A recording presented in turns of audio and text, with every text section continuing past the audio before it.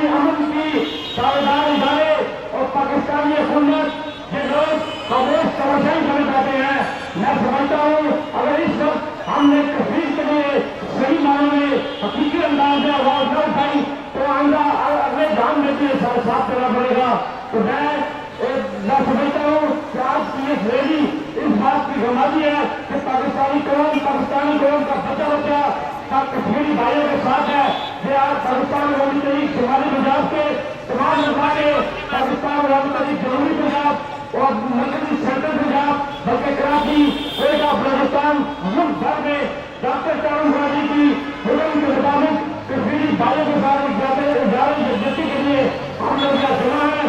اور ہمارا مطالبہ ہے عالمی ان کے دارالدار اداروں سے کہ وہ اپنی خاموشی کو ختم کریں اور کشمیر کی آزادی کے لیے ایک اسٹیپ اٹھائے اور حکومت پاکستان عالمی سطح پر کشمیر کی آواز کو اٹھانے کے لیے حکمت عملی طے کرے. میں ایک بار پھر محترم غلام صاحب کا، قاضی شفیق صاحب کا، راولپنڈی کے تمام مدعوان کارکنان آپ کو شکریہ ادا کرتا ہوں کہ آپ لوگوں نے اس ریلی میں چھوٹے چھوڑا کر ریلی کو کامیاب کیا.